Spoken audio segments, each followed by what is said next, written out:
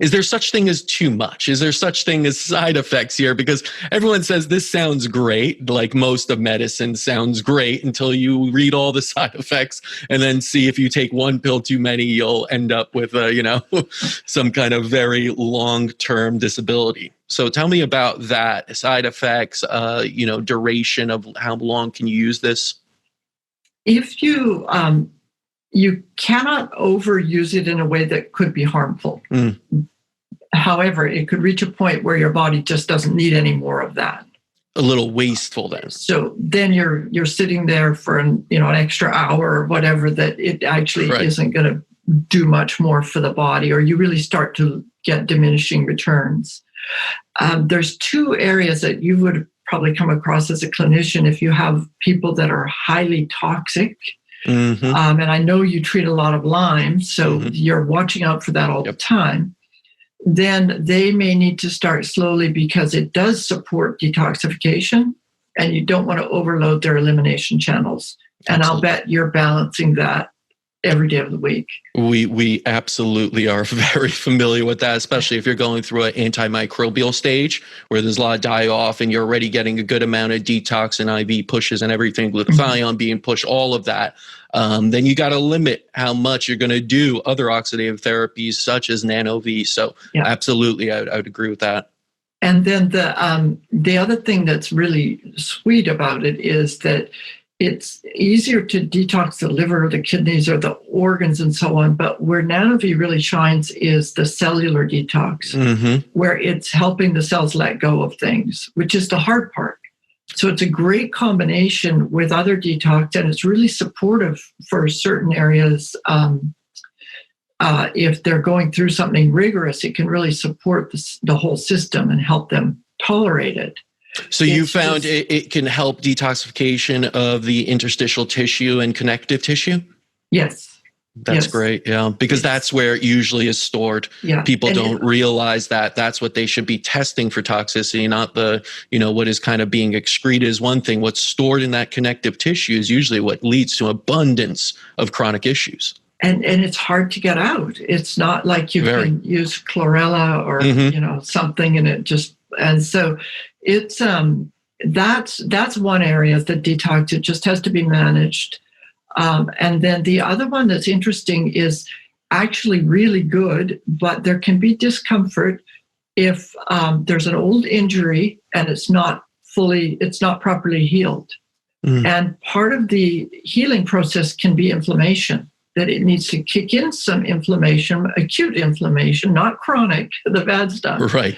And then it goes through that healing process. And so we see this. We only see it in athletes. It's some of the mixed martial arts guys were the ones that taught me about it, because they have all these injuries. They didn't heal them properly. They iced it. They went back in. And so then they'd say, oh, that's interesting. My shoulder's a problem, or my elbow, or whatever.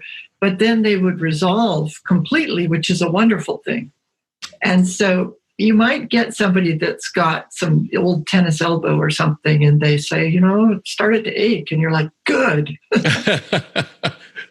You're right. In Europe, it's always, that's what they look for. In European biological medicine, you're looking for a reaction that it is either a detox or a slight inflammatory reaction, because those are both healing elements you require. But in the US, my father always said, in the US, you try and avoid that as much as possible, because people just stop. They'll say, I don't want 1 ounce of pain extra. I'm paying you to heal me, when they don't realize that healing is never a linear straight up, and part of that process is a little bit of discomfort as you heal, as you have inflammatory processes that are going to be acute and will resolve. But you're saying that shows up with those old injuries. Oh, yeah. And these guys, in the US, it's classic to just ice it.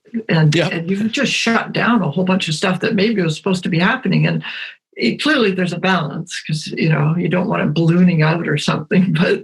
But it's there tends to be a lot of people that didn't really go through the whole healing process. Well, that again is the wonderful part of this technology, or this approach, it's getting you to catalyze that healing process. And sometimes that catalyzation is going to cause a little bit of discomfort, some of those things, but that is what you want. You want to heal and get back into self-healing rather than just management and trying to avoid any type of discomfort that comes along with the healing process. Now, and that's one area where we've got the double-blind placebo-controlled evidence is in the ability to kick in the acute immune system or that acute inflammatory process once the body's been damaged. And so that is one of the areas that we've looked at on the science. And so I just thought I'd mention that, but it's clearly it's a double-blind crossover study, so it's clearly an impact for that.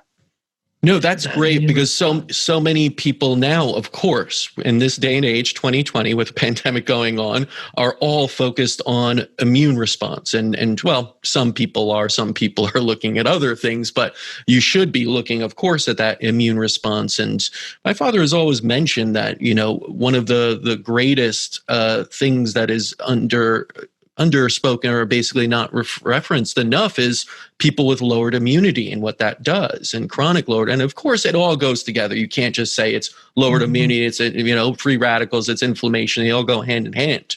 But along with the regulation of the ANS, NanoVi is causing this acute immune response that can be helpful in stimulating immunity, correct? Exactly. And that's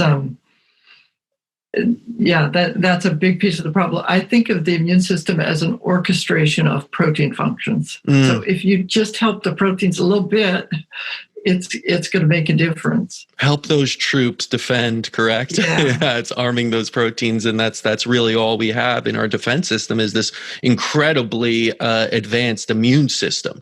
And to provide them with the necessary tools to take on any foreign invaders. It's a lot of what we talk about when we look at things like Lyme disease and other infectious diseases that become chronic, is where is the immune system in all this, and how come it's having such a hard time with all of these usually co-infections. So NanoVi has been a great part of addressing that.